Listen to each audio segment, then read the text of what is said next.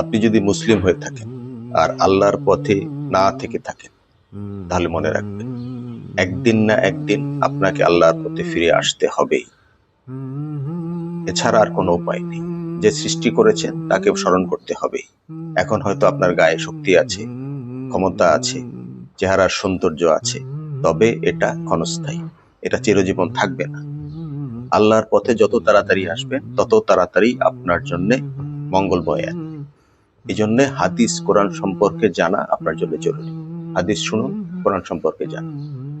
এই পৃথিবীতে আমরা প্রতিনিয়ত ভালো কাজ মন্দ কাজ দুটোই করে থাকি, তবে ভালো কাজের মধ্যে অনেক কাজ আছে যেটা আল্লাহ সওয়াব দেন, এবং খারাপ কাজের মধ্যে সবচেয়ে খারাপ হচ্ছে গীবত করা।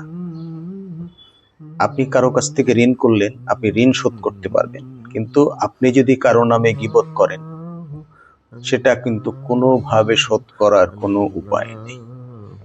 আপনি একজনের নামে পিছনে পিছনে গীবত করলেন, তার বদনাম করলেন, গীবত করলেন, কিন্তু আপনি যে তার সামনে যে ক্ষমা চেতে পারবেন না।